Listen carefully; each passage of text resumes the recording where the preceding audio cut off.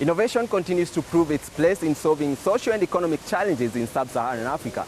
I spoke to Rasul Mikkelson, Director of Global Partnerships at Grundfos, on the role of innovation in solving water supply challenges in Africa. Take a look. The conversation around water supply for Africa has been ongoing for a while now, and water supply still seems to be a challenge in most African countries. You can help us understand, where are we in as far as the sustainability conversation is concerned? Well, thank you very much for having me today. There is a good news and bad news. Good news is, according to the Millennium Development Goals, that actually we achieved the targets. But bad news is still we have 750 million lack of water, safe water, and especially 300 million of them is actually still living in Africa.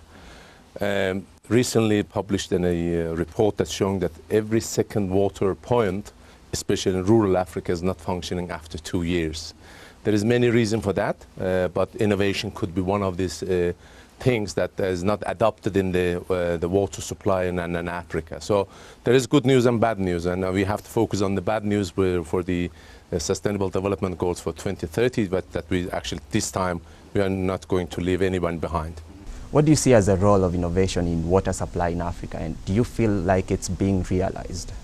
Innovation within water is being lacking far behind. And the reason for that is many, because my personal opinion is maybe we don't understand the context of innovation. We're focusing on maybe only the technological innovation, but also innovation could be on the business model and also leadership. Can innovation alone do that within the water sector?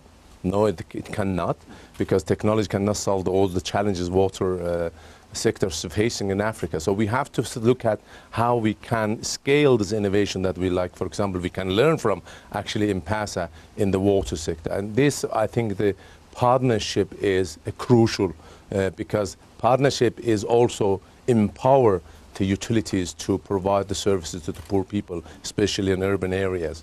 For that case, for example, what we are doing is with the Nairobi Water, we have a partnership. And in this, actually, they are engaging with us because they are telling us which kind of innovation will work in their context. So this is extremely important to understand the innovation also in African context, not just invent the innovation in the headquarter level and push it into the market. So partnership for us is extremely important. Mm-hmm. You mentioned context there, and it's really important. How does the landscape of the challenges of water supply, how does it look when you're looking at it from a Pan-African perspective, and how then do we apply specific solutions, smart solutions to each of these? There is a lot of good news also here, because in the past, if we take just a few years back, the main focus was on the low cost of the solutions or innovation, whatever. So we focused so much on the cost, we forgot the whole innovation part of it. So now there's a lot of focus on the life cycle cost or the quality of the solution that we're providing. So for that, I think the good news is now, but focusing on the whole this value chain of innovation, and I think it will see there's some scale up. It still challenges in the mindset. So we have to change the mindset of the people that business as usual is not going to work if we would like to achieve the goals in 2030. We're looking at two kinds of populations here, the rural and the urban. How do we make sure that innovation caters for both? Before addressing your question, let's just take one step back and refer to the Paris COP21 that now actually the climate impact on poor is much more than their rich neighbors. So especially here we will see impact on the rural areas, also in urban areas. What's happened in the rural areas, water scarcity pushed the people to migrate to the cities. So then again, we will see a huge pocket of poverty in the city itself, which means that the pre-urban areas and informal settlement. Again, what we're trying to do is, again, in consultation with the communities in the rural areas to understand their pains, understand which challenges they are facing, that we are really able to provide them with innovation that fits really to their specific needs and challenges. And the same in the city too. Talking to, for example, as I mentioned with the Nairobi Water, we exactly understand their challenges. And this is also, again, beauty of the partnership, because what we're trying to innovate here is actually fits with the specific pains and specific challenges the utilities and rural areas facing. For me, actually for us, challenge is the same.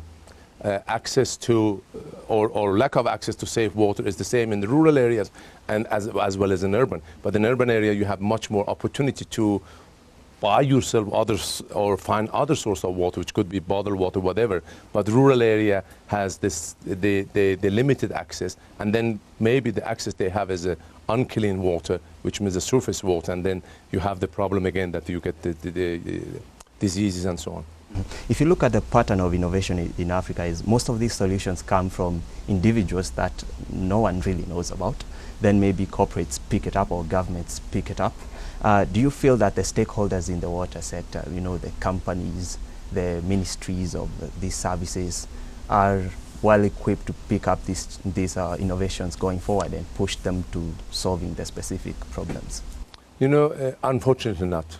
So what we are seeing is there are a lot of innovation around, not only the water sector, energy sector too, but it seems they have a tendency of the remaining in the pilot, which means you do a pilot. We always says a pilot never fails, never scales. And again, comes back to who are the stakeholders. In the water sector in Africa is very complex. We have the government, we have the utilities, we have the international NGOs, and also we have the donors. So we're not only talking about the scaling up the innovation mindset of the government should be changed, but we're also thinking about the mindset of the investors and funding partners. Here, for example, the NGOs, donors. So again, by working together, I think this is the only way. We're working together on multi-stakeholder approach, and I think we will be able to scale the innovation that actually responds to the challenges in water supply in Africa.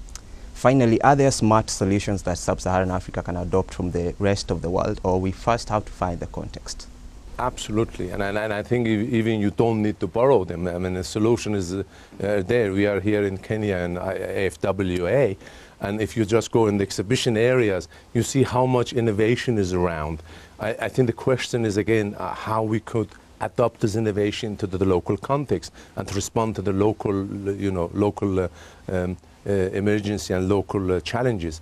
Again, my final comment will be also, again, the one size shoe is not going to fit all. So the innovation works very well in Kenya. Maybe it's not going to work in Uganda or Tanzania or Burkina Faso. But what we have as industry do is we have to be able and capable of really adjusting our innovation, again, to each local context and respond to the requirements and challenges the local community and utilities are facing.